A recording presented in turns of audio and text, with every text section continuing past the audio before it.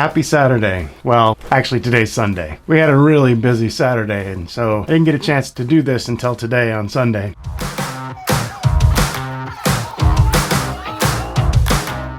So today is Sunday, January 24th, week 3 of 2021.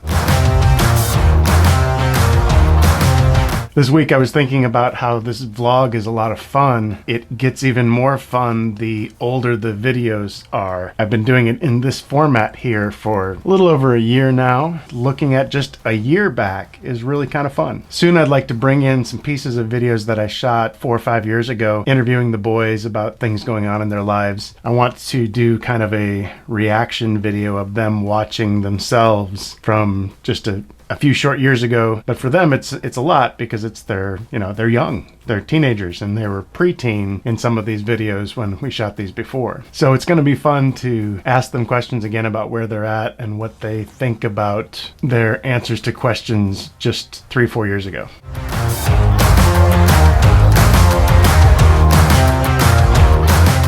I like to talk here about the things that I'm curious about, and I wonder, does that bring up curiosities for you when you're watching these? Are there things that you get inspired to go Google and look up? Tell me in the comments below what kinds of things you've gotten curious about recently that you liked looking up. I'm always looking for new things to go and learn, and I was thinking maybe you guys could help me.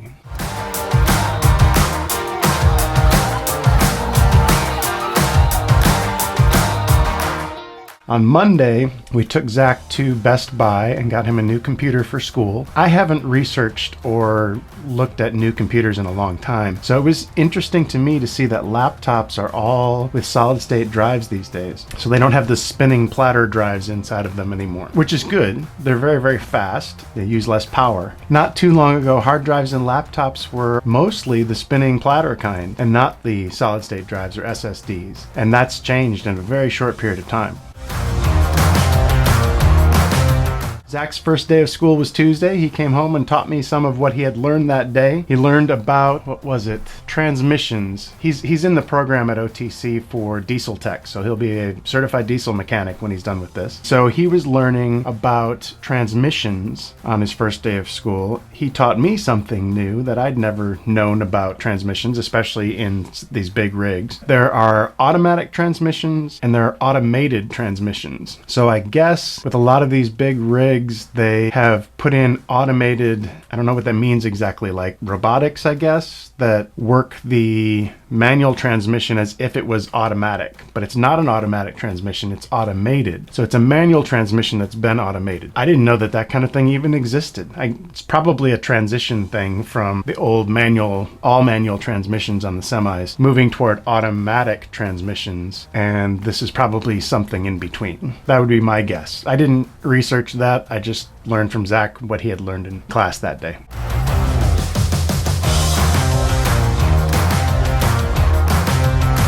Also on Tuesday evening, I got a chance to work on some digitizing of old, not VHS, what are they? Got some around here. Like old high 8, these old tapes here. Can you see that? Can that get in focus? I don't know. Anyway, these old 8mm tapes, I was digitizing some of those for a friend. She had like 6 of them and they were all from the early 2000s. So coming up on 20 years. So we got those digitized for her. I love being able to do that kind of thing for people because I know how priceless it is to have those things, and these tapes are going to degrade in quality over time. So getting them digitized earlier is the best way to make sure that you don't lose those video memories. And of course, in doing that, there are certain obstacles that you have to overcome. For instance, the old tapes like this were interlaced, which means that the frames, the lines, each were different. It's hard to explain what interlacing is, but you can see it in video very easily because it ends up with these jagged edges on when you're panning. So I had to do some research and find some software. Actually, I had to purchase some software for de-interlacing so that those edges end up staying smooth. When you see the difference, it is a pretty big deal as far as what it looks like.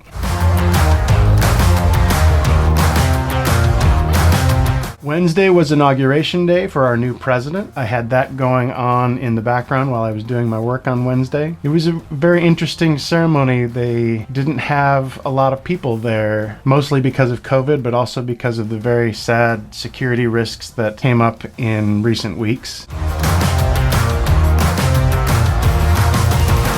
Also on Wednesday, my friend Tim stopped by. He needed to borrow some gear for a wedding video that he's shooting this weekend. I'm always encouraged when I'm able to help other creators and share things that I have that can help them do what they need to do.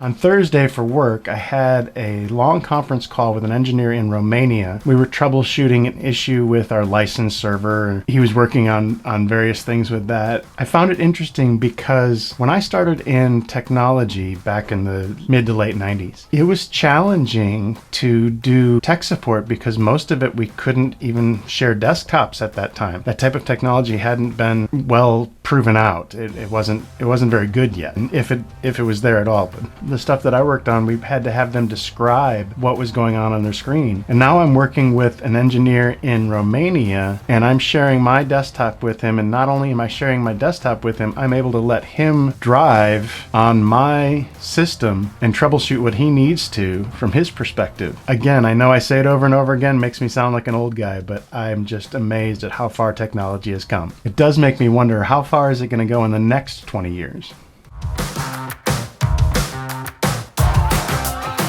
Also on Thursday, Zach came home from school and he said he learned about how to safely air up a tire. And that made me wonder, why is it that you would have to learn how to safely air up a tire? But I wasn't thinking about how big these tires are and how much air pressure they have. Yeah, you could have some pretty dangerous circumstances if you don't air up these huge tires correctly. And he showed me some videos of them having these blowouts, and it reminded me of a time that I was driving on Interstate 35 north of Dallas, and I was driving my little Ford Escort that I had, and I was next to a dump truck, I think it was, and this dump truck had a tire blowout right next to me. It sounded like a cannon going off, and then all of a sudden I just see pieces of tire going all over the road. Yeah, if you were airing up a tire like that incorrectly and it blew up right in front of you, you'd have some serious damage to your eardrums at the very least. On Thursday also, I was learning about music on YouTube, and specifically when someone records a cover of a popular song, and how do they do that without getting copyright claims and such on their YouTube channel. Because I'm working with Cody to help him record some guitar stuff and make a YouTube channel out of that, and I want to make sure that he doesn't get in trouble for anything. Well, I learned that in recent years they now have websites, like one's called We Are The Hits, where you can go and look up the song that you want to cover, and you could upload your version of it onto their website, and they can tell you whether or not it is something that can be like shared revenue so that you could use it legally on YouTube. It's come a long way since the days when you could just upload anything you want and not have to worry about these types of things. But it's also much easier to do these days.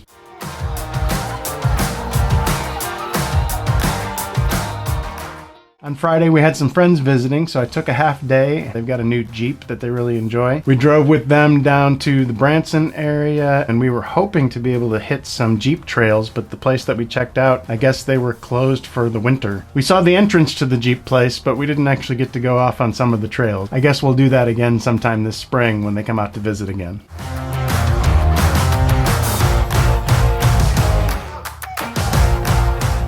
And that brings us up to today, Sunday. It's a little bit gray outside today and a little rainy, but that's January for you. Spring is coming up. It's only 54 days away.